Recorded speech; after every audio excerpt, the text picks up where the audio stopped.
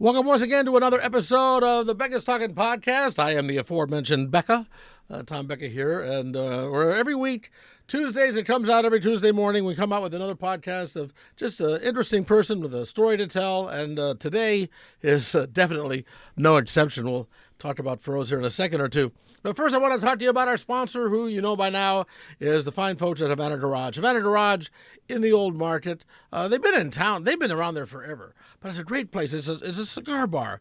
We can go and have a cigar, enjoy it, relax, have a cocktail, conversation with your friends, your buddies, have a nice time.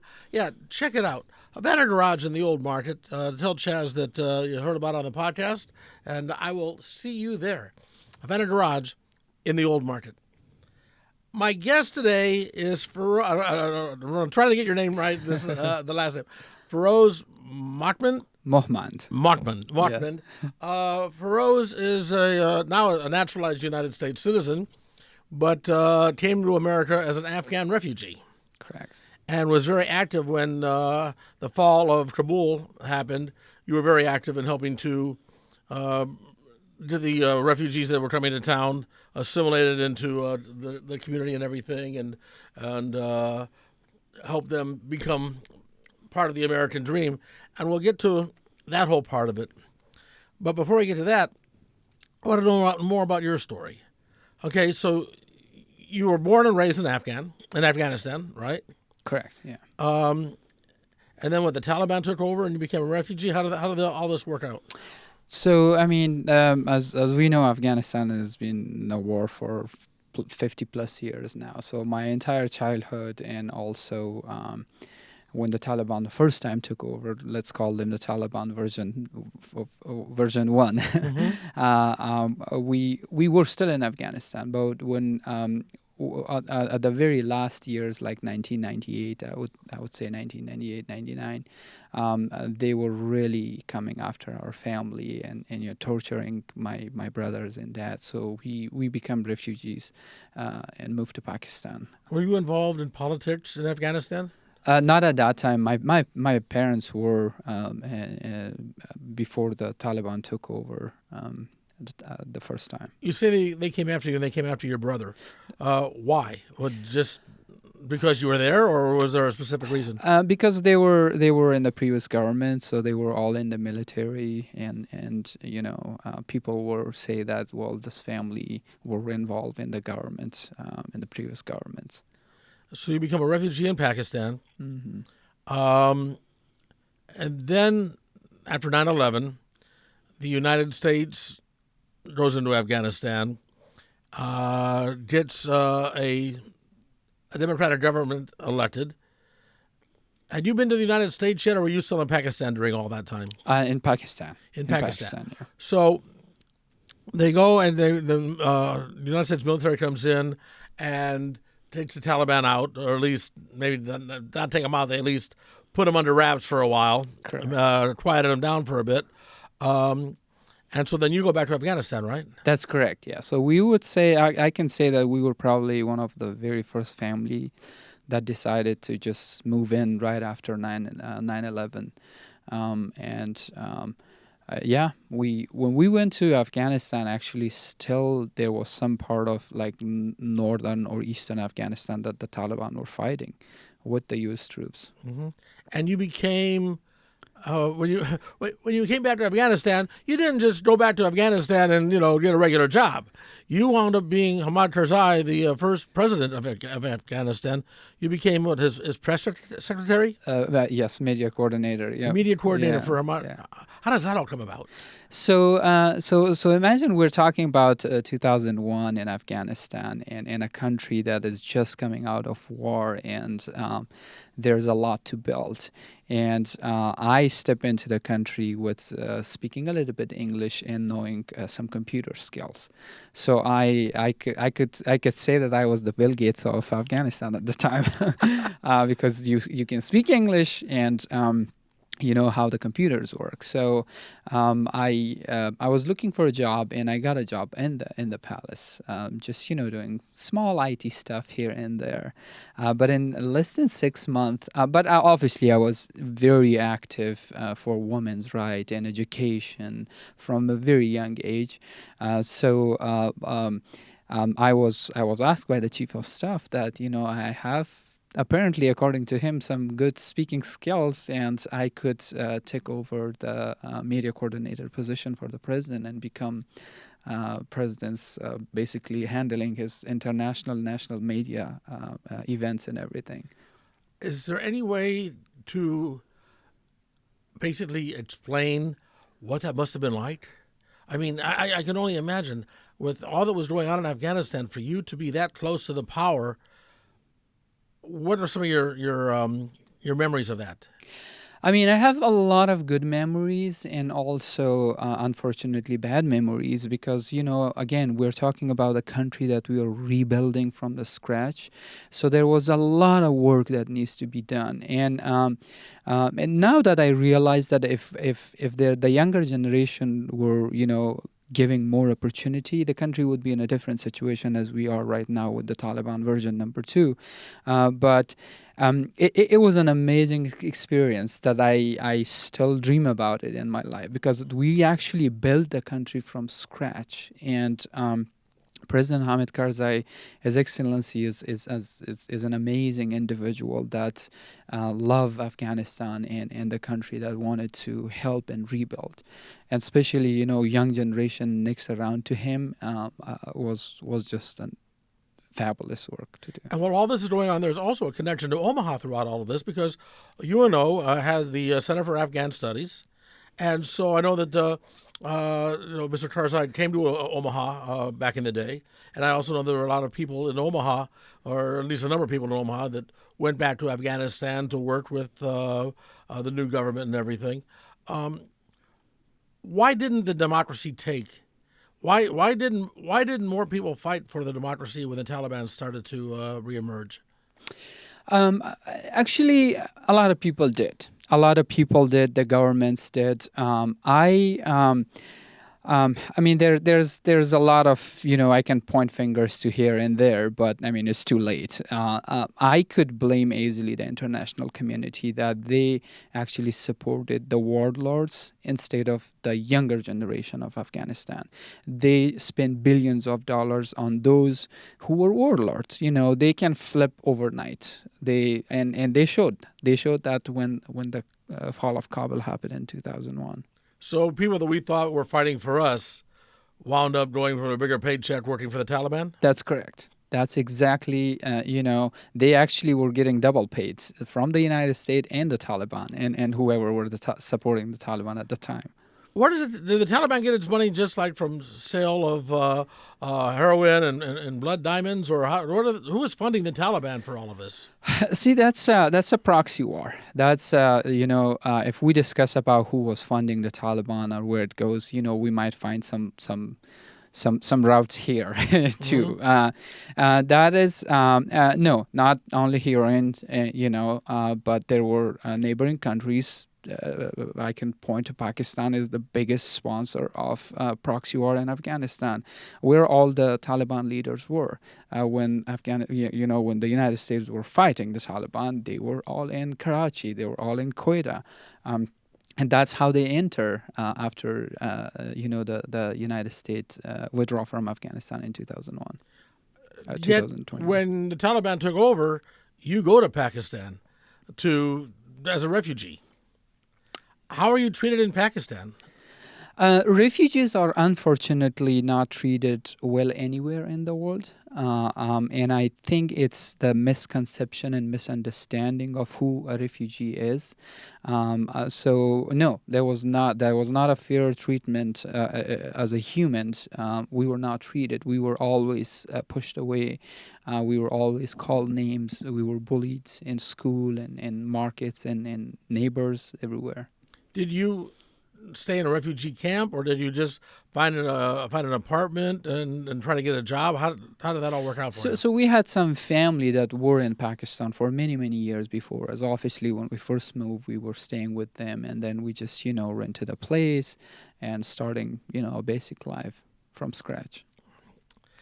That I can't imagine. Okay, so then you go back to Afghanistan, get the job with Hamid Karzai and that. And you were telling me before we started recording, Karzai is still in Afghanistan, right? That's correct. Yes. Yeah. He's still in the country. He's still involved in politics.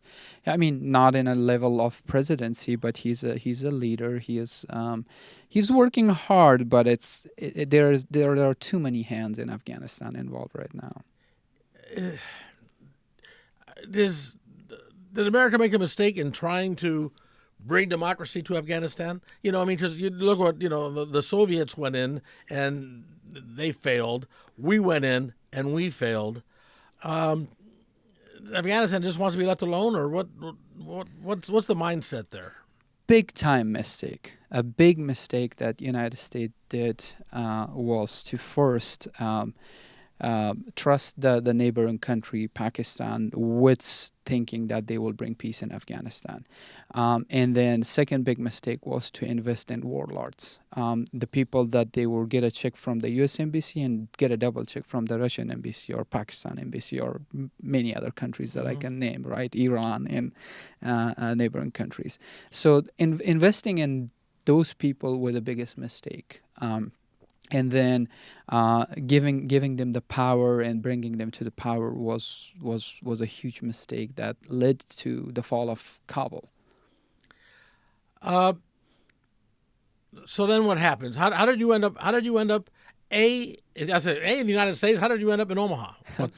So the good point you mentioned, what was the connection? There was a connection with Omaha. So during working in the palace, I was not married. I was single. And obviously in Afghanistan, when you pass 20, your parents are like going crazy too. You got to get married, That's enough for you. So they were looking for me, and Afghanistan is a tribal there is a lot of tribal cultures, so you can't marry someone from a different tribe. It has to be your tribe, and at the time, at least in 2001 and 2002 in these years. So I was like, no, I'm not. I'm gonna break this rule. I don't want to marry someone from my tribe. So during my time, I met this very beautiful woman with green eyes. We call it the Western eyes, and she was the youngest member of Congress in Afghanistan. So she had a meeting with President Karzai, and I met her in the palace, and I was like, wow, she's beautiful, and she's the first ever elected woman, the youngest woman to elect to Afghanistan parliament and Congress. So I was like, I'm going to marry her if she's single, right? So I was just talking to a friend.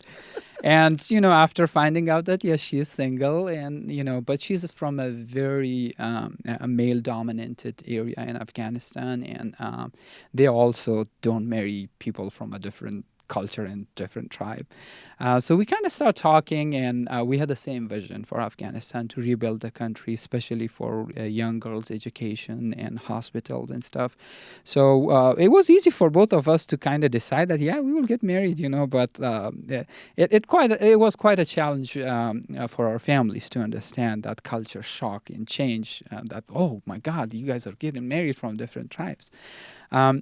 So she had a connection back with Omaha when she was first elected as a young leader in Afghanistan. She was sent by President Hamid Karzai to UNO for a short-term period here to Omaha, Nebraska. She spent some time here. So that's how my connection is here with Omaha, though. And Dr. Tom Grutier was head of these studies. And he had spent long before anybody in Omaha even heard of Afghanistan.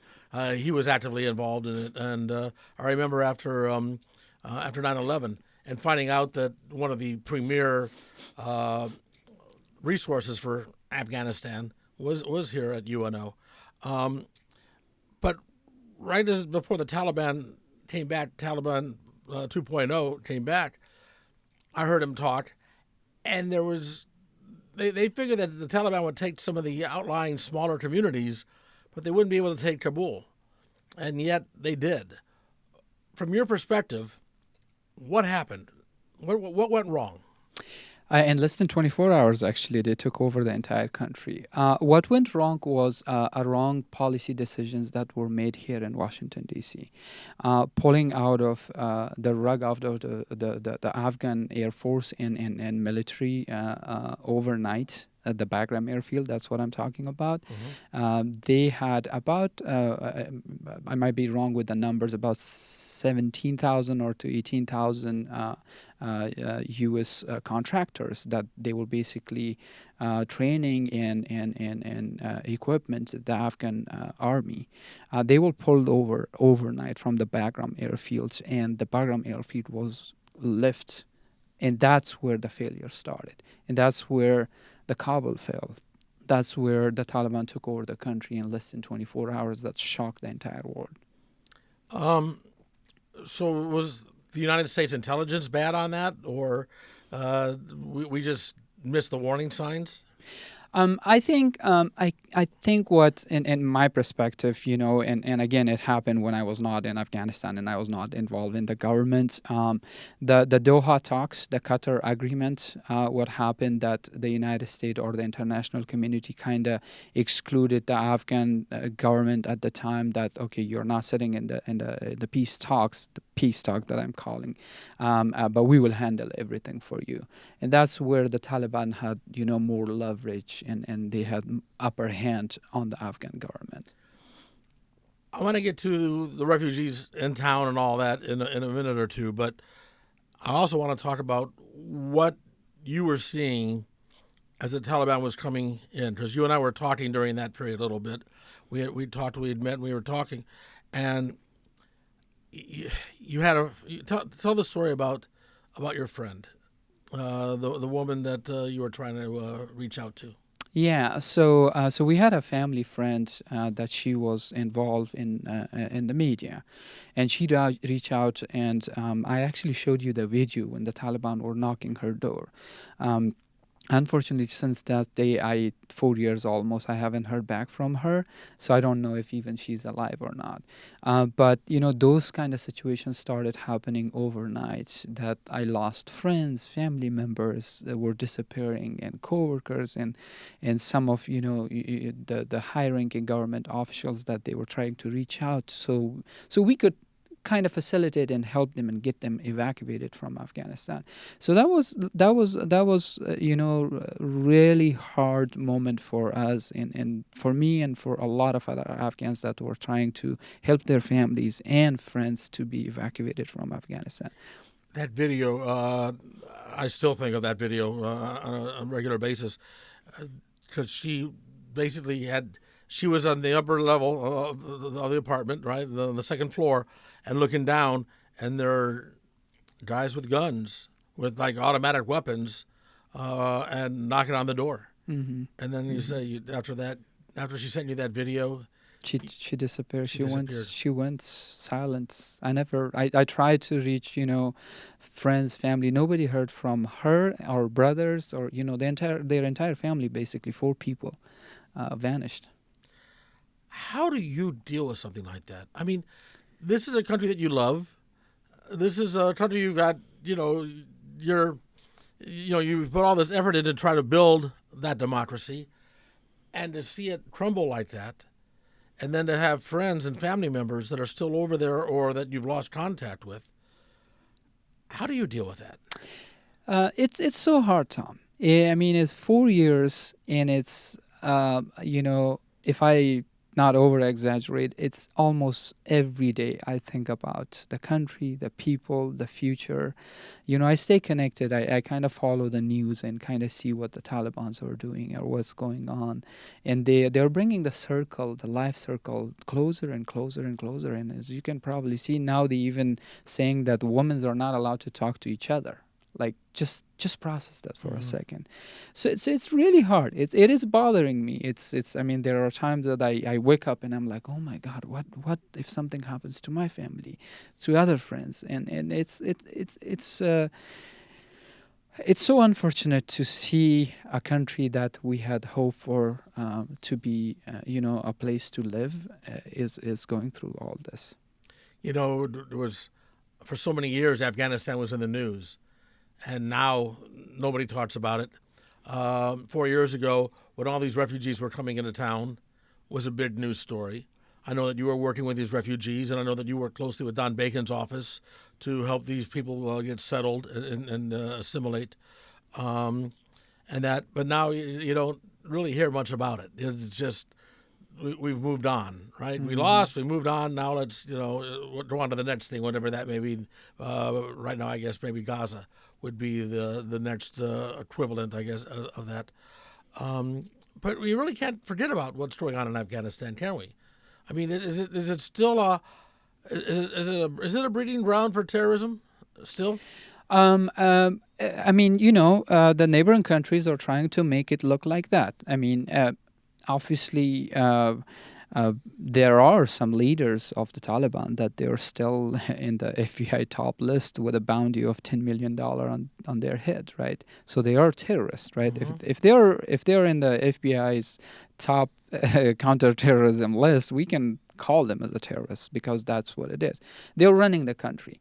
Right after the Taliban took over, Emin al-Zawahiri was killed in the heart of Kabul by the U.S. Forces, right? So terrorism growing in Afghanistan is a concern. Is it there? Are they working? I mean, obviously yes, because there are open borders and they came back, and this time they will come stronger because remember we left how many military equipments for them, United States weapons, so they have access to all that. And do the men join the Taliban because they believe in the Taliban's mission, or do they join the Taliban now just because they really have no other choice? See, here's the thing, Tom. We cannot call all the Taliban bad because, the same thing with the previous government, the democratic government. Not everybody was bad. Not everybody was, they were bad and good. So the Taliban also had or still have like good people that really wants to work for the country and kind of start rebuilding. And you can probably see in advertisements that, hey, come visit Afghanistan. But then there's the bad side of the Taliban that, that really focus is different issues, the Western, they are trying to go through, distract the world or terrorism and those kind of things, which is scary, right? So we cannot, stamp all the Talibans are bad. There are some that actually really work for the country and they're trying to build. The biggest problem that I see or I have with the Taliban is the women's right, the education. That is going to, is it almost to zero right now? That seems so weird to me as an American that's never been to Afghanistan, but has studied a little bit and talked to you, have talked to others that, involved with it, to see that the Taliban is not all bad. I like our roads getting built. I mean, they're not building schools. What are some of the good things? I mean, is there health care for these people? What are some of the good things the Taliban might be doing in Afghanistan right now? Well, corruption. Corruption, I'm not saying is brought down to zero, but it cut. It's like you mentioned, road buildings, right? So before the projects, let's say there was a road building in Afghanistan, the project would cost, let's say, $500,000, right? The contractor will make at least $300,000 in that project. Right now, the Taliban will calculate for you that, hey, this project is costing $500,000 and you will make about 50 grand. Do you want a ticket, or there's another people that can do? So the corruption is brought down really, to the very low numbers, which obviously was not before. And you mentioned schools. Yes, they don't build schools for girls, but they're building schools for, the boys and for the male dominant and kind of country.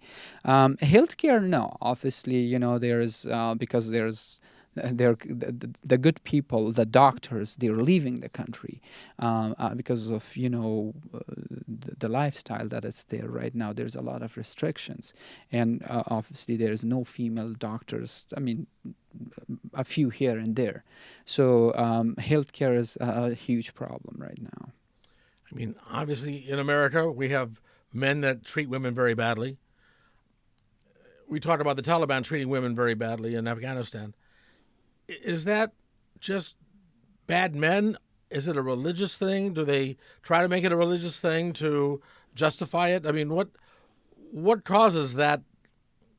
I guess hatred might be the right word towards women with the Taliban in Afghanistan. So you pointed good, a religious thing, right? In religion, in Islam, it says that education is mandatory for men and women. That's literally come in the Quran, right? That's the book as a Muslim we follow.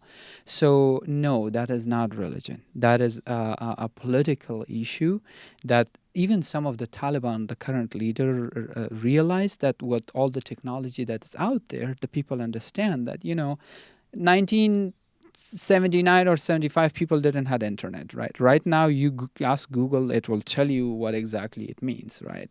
Or ChatGPT. So people are well educated, and even some of the Taliban leaders wants to kind of show that, okay, now we are kind of in trouble with people. We can't put a religious mark on this because people understand that the religion is saying to educate women and men all equally. There is no, that's it, period right there, right? But that's more of a lack of education for the lower level of Taliban, and their leadership is, in my opinion, struggling, because if they now come and say, well, okay, women are allowed to go to school, then their fighter will say, well, we were fighting all these 20 plus years to stop this, and now you're letting me, you're okay with it? So they will lose their ground. So that is kind of the situation there, that they're trying to kind of say that it's a religious thing, but they're struggling to say it because now people have access to internet and everybody can search and understand. So that's not. But then there are still some Taliban leaders that they are being stuck in a proxy with Iran, Russia, China, and Pakistan. So that's making it really hard for them to be independent, to make decisions. I want to talk about the refugees that are in Omaha now, but first I got to do another ad here for the Havana Garage, if I may. Havana Garage in the Old Market, where you can go and just unwind after a tough day at work, or maybe you got an event going down at the CHI Center, the Holland Performing Arts Center, or what have you. You can go and relax and enjoy yourself, make a night of it, have a dinner in the Old Market, and then maybe a cocktail and a relaxing time at Havana Garage. Tell them that you heard about it on the Becca's Talking podcast, if you'd be so kind, and I will see you there. Havana Garage, been there forever, in the Old Market. So the fall of Kabul happens, and all of a sudden, all these refugees are coming to America. Because of Omaha's connection to Afghanistan over the years, many of them came here. And I had an Afghan family living next door to me.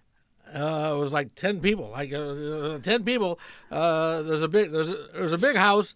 It was a big house next door to my house, and they rented it out, and there were like 10 people, some of the cutest kids, who are going to school, learning English and trying to assimilate. Those people have moved on. We don't hear much about the Afghan refugees anymore. What's the current situation with them? Not necessarily the people that are living next door to me, but just in general, the situation with the Afghan refugees here in town. So with the new administration taking over, obviously there's a lot of immigration policy changes which actually affecting those families that they came here to the United States with, let's say, TPS status or come as a refugee, or like SIV, which is Special Immigrant Visa for those who work in Afghanistan with the U.S. troops. They're actually struggling. They are struggling because they literally find their way of freedom and living life, which all of a sudden, all the new administration immigration policy changes affect. So, we have people that literally are concerned that what if we get deported and sent back to Afghanistan? What will gonna happen to us? Well, it's obvious what will gonna happen to them. Since they lived in Afghanistan, and the Taliban think that, oh, now they work for America, so they wouldn't be, I could simply say they wouldn't be alive for a very long if they return back to country. As you said, things are changing, and they're changing at a rapid pace. So as of now, as we're having this conversation, they're not talking about sending refugees back to Afghanistan. They are talking about, getting people that are here illegally back to their home country, but refugees are here legally. I mean, they go through a whole vetting process to be here to make sure that, they are going to be decent people and want to be in America. But there is a definite fear in the community that policy may change and they may send them back. That's true. That's the fear, with all this rapid changes that we see today, right? Yes, I understand, I'm a U.S. citizen. As a U.S. citizen, I don't want open borders. I don't want illegal immigrants to come here. But those people that come as a refugee or they are invited by the United States, for example, like if I give myself as an example, I was invited by the United States to come here for what I have done for the United States government, right, in the past.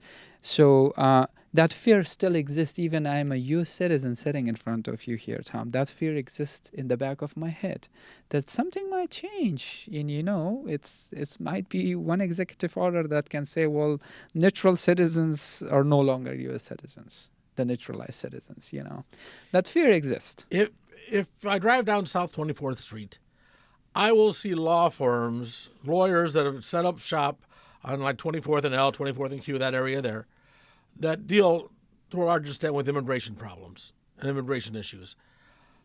Are there lawyers in Omaha that focus on Afghanistan situations like such yourself, or is it these refugees, where the lawyers are there to help make sure that your fears do not become actualized?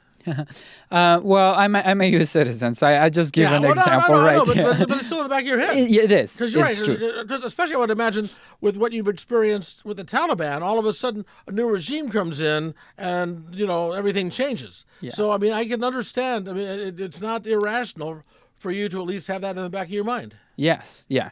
So there are great organizations here in Omaha. I could name a few, like Sierra Lutheran Family Services. There are immigration lawyers that the Afghan family that they came with the Afghan evacuation process, which again, when they enter the country, they enter as a temporary like status, TPS they call it, which expires every 2 years. So let's say if you are in that pipeline and you're getting close to expiration, will the United States government renew that process for you? Will they let you to stay in the country for 2 more years until you get your green card or citizenship? It's a long path, right, to go through. So yeah, there are organizations, the few that I mentioned, that are trying to help. Around the clock, they are trying, but we're talking about only Omaha. It's the United States. Every state have 50 to 60,000 Afghans were resettled there after the fall of Kabul. You said every state. You mean the United States has 50 to 60,000? Yeah. Okay, so it's not just like each state has that. No. How many Afghan refugees are in Nebraska? Do you know? I would be wrong to give an exact number, but it is more than what it was before 2021. I could say probably 2,000 families in Omaha, plus 2,000 families. Roughly. Is there? I mentioned. South Omaha, with the Hispanic community primarily. Is there a part of town that all the Afghans live? I mean, do you live around a lot of other Afghans, or do they live around a lot of other Afghan citizens or refugees, rather? Not like South Omaha, but yeah, we are spread out everywhere. Northwest, West Omaha, these places. But yeah. What jobs are there for these people? Because they can legally work as a refugee, right? That's correct. Yeah, they come. So once they come, they apply for work permit. They get a work permit. They work. The recent Afghans that they came, they had language barriers. I still barely speak English, so I feel your them. English is much better than my Afghan. So yeah. So yes, I mean, any job, the job that probably most American would say we are not doing it, they will do it, because again, the opportunity that they see in this country is the next level. We never had it in our life. I mean, me growing up, remembering the times that now I'm telling my kids that, hey, the opportunity that you have in front of you, take it. Because I wish I was in your age when I was first came to the United States. And this just shows how much alike we really are. All right, because every parent tells their kids, "You kids got it easy. When I was your age, you don't know what it was like, no matter where." Okay, so here, you're an Afghan, refugee now, an American citizen, but you're telling your kids the same thing that my dad told me and that I've told my niece and nephews and stuff. So. We find these artificial ways to divide ourselves, and when you get right down to it, we're much more alike than we want to admit. I go back to that Afghan family that lived next door to me. On a nice day, a nice summer day, they'd be out front playing cricket. Now, and then they go, they would, taunt me into, being the old guy to, hey, old white American, and I would take the wicket, right? Is that what it's the called? bat, Okay, yeah. the bat, and play with them a little bit. But they were the same thing. I mean, yeah, their English was very bad. They were learning it, but their English was poor. But they were still human being, right? Kids playing outside, and it was the cutest thing, Yes. And they were good kids and a nice family, but we find these artificial ways to divide ourselves when it's not necessary. So most of these people, I mean, I can imagine when they come here that it's such a culture shock. I mean, not only just the opportunity that you talk about, but just things like going to a supermarket, as opposed to a marketplace that you might have gone to, back home. All the little things that they have to figure out while not speaking the language. How are they doing? How generally speaking, how is the Afghan refugees? How are they doing now these years later? They're doing great, actually. One thing with Afghans, they are quick learners. I mean, yes, they struggle. I mean, they still struggle to find out, the way of living here. And you mentioned culture shock is the biggest thing. A few days ago, I went to my son's school, right? I've been in the United States for 14 years. And I entered their high school for the first time in the United States. And I saw that. I was shocked. Like, for me, it was a culture shock, right? I never had a high school like that. I even tapped my son, and I was like, oh, I wish I was you. Look at this high school. I never had a chance to be in a high school like this. So these parents, these families, the kids are doing amazing. I mean, you will look at probably the family that was next to you. The kids are probably speaking very well English right now. But for the parents, it's hard. It's really hard. The culture shock, the very small things that it's very easy to navigate for us as an American, but it's really hard for them. The language barrier is there always. The culture shock, and even if they go to Walmart, we don't have supermarkets like this, right? They enter and they're like, oh my goodness. Right? So yeah, but they're doing good. Yeah. How do the parents in general deal with the kids? Are the kids becoming Americanized, and yet mom and dad are just, still got one foot in the old country? Is there a bit of a, are the kids at least staying with many of the traditions of the Afghan traditions? And I ask this because of my own personal experience. Sure. In that, my parents, my parents were raised in a Czechoslovakian neighborhood in Cleveland. My grandparents, my grandfather on my dad's side was first generation, my American. On my mom was raised by immigrants. So I would go as a kid.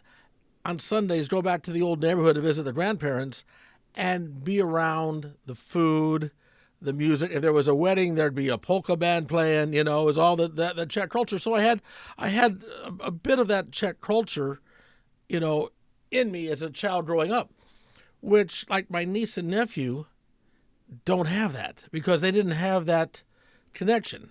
I'm pretty much, me and my cousins were sort of the last connection to that part of America. So when I see, these kids, coming into America now, do they appreciate the culture and the food and the music that you grew up with and that you bring to the household, or are they all listening to Taylor Swift and eating hot dogs? I mean, for the kids, they really easily integrate with the culture. I, as a parent, my kids sometimes they are saying things or slangs that I don't understand, right? The good thing with the Afghan community that we have here is that we try to keep our culture events, the few events that we have over the year. We bring the families together and kind of teach our kids also that, hey, yes, we can listen to Taylor Swift, but this is our culture too, so don't forget about it.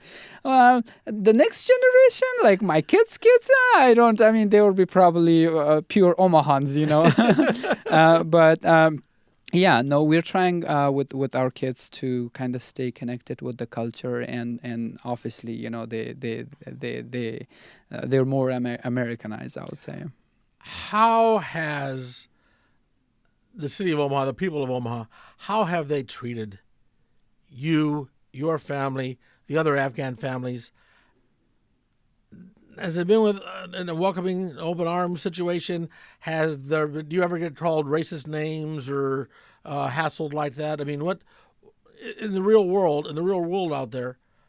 What's it like as they try to assimilate into American culture? I would explain this in a two different way, Tom, right? So there's, let's say if there are people that understand who a refugee is, why we are here, because we have an accent, we look different. But if there are some people that they just watch media or just follow what's the negative side of a refugee is there. Yes, I've been abused, I've been called a terrorist, many of other refugees or Afghans were called terrorists, especially when you say Afghanistan, they would say Osama bin Laden, sure, yeah. right?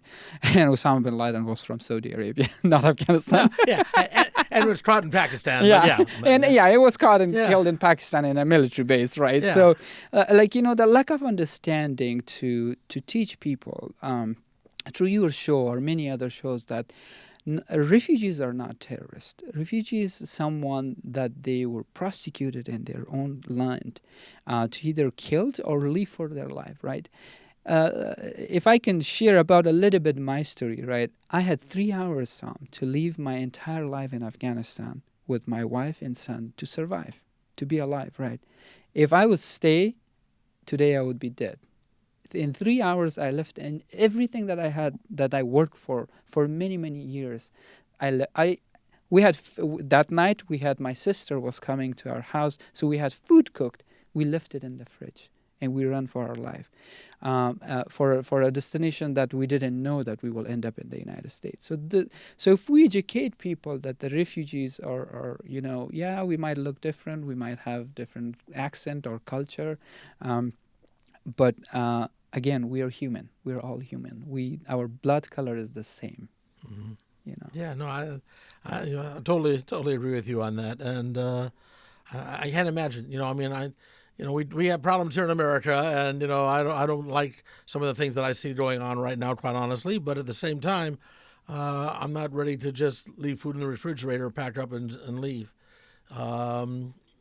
It's we are blessed to be here, and that's why I think just not only the refugee population, but the immigrant population in general in America, they still believe in the American dream when too many others have given up on it.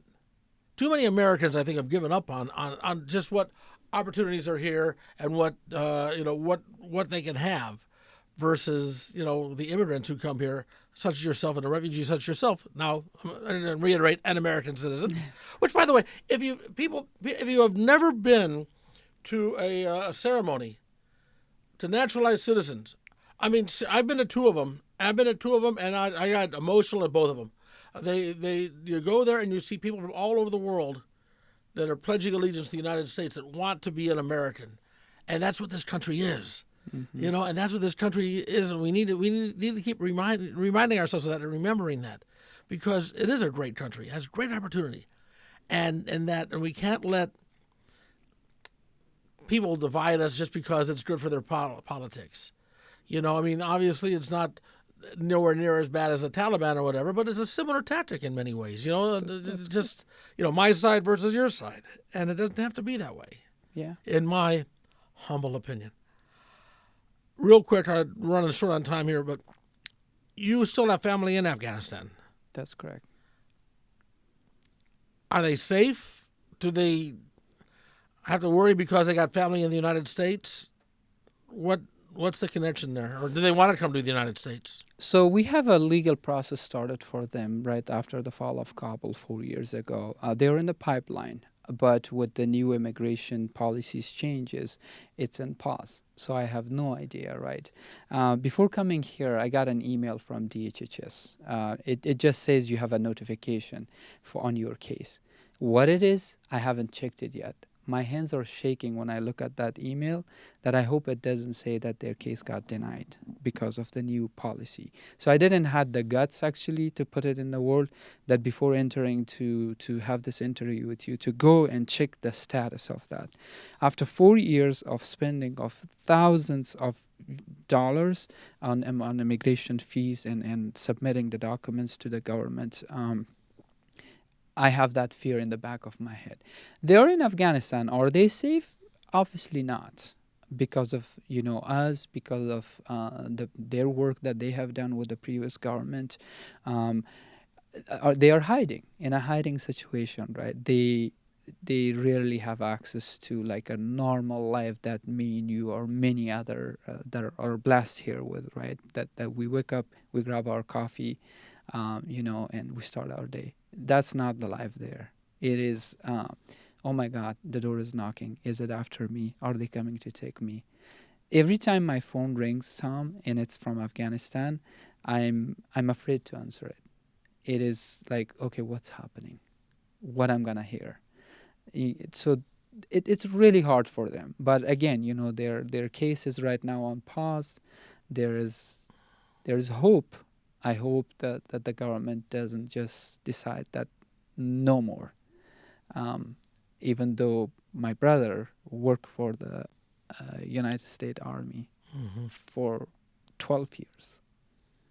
Yeah, that's the thing too. I mean, so many of the refugees are here because they worked with the United States. They helped the Americans in Afghanistan. Your brother being one of them, and he's still over there, and he can't get the paperwork done. Is the hang up on our end, or is the hang up on the Afghani end? No, it's obviously here. It's on our end. Yeah. So there's if the paperwork were approved here, could your family just up and leave, or they have to sneak out in the middle of the night? How would that work out? They had to sneak out. They had to go through different routes to get out of the country. They can't just go to the airport, show their tickets, and board the plane. No, not unfortunately, not like that. Feroz, I'll tell you, man, it's a fascinating story. A fascinating life that you've had. I mean, I can't imagine, and appreciate you sharing it with us, and to keep these people in our thoughts and prayers, because you can't just leave them there after what they did for us, and and they have to help. We need boots on the ground to be able to work with our intelligence community in that, to avoid another 9/11. It's just I'm on the outside looking in, but sometimes some of this stuff just makes no sense whatsoever. That's true. That's unfortunate. I mean, to your point, it's so important to have that boots on the ground, to make sure that 9/11 never happen again. Not anywhere in the world. You know, we want a peaceful life for all the humans being on the planet. I wish, you know, that's one of my hope, to see peace all over the world one day. But you know, that's a dream to come true. Hopefully, one request that I have here from all my fellow U.S. citizens here, that if you see someone that look different, or you know, speak a different language or accent, or look like me, they're not bad people. They are here for a hope to start a new life, and they are hardworking people that are trying to have the American dream life. Like, you know, they're hardworking people. They are paying taxes. They are not illegally here. They were invited. They were evacuated because of their previous work with the United States mission that were in Afghanistan for 20 plus years. I can't think of a better way to finish up the conversation. My friend, thank you very much for your time. That was incredible. Thank you for joining us today, and thanks to Havana Garage for being the sponsor of the podcast, and hope you'll join us next week once again for another episode of Becca's Talking here on your favorite podcast platform. Till next time, take care, and bye, y'all.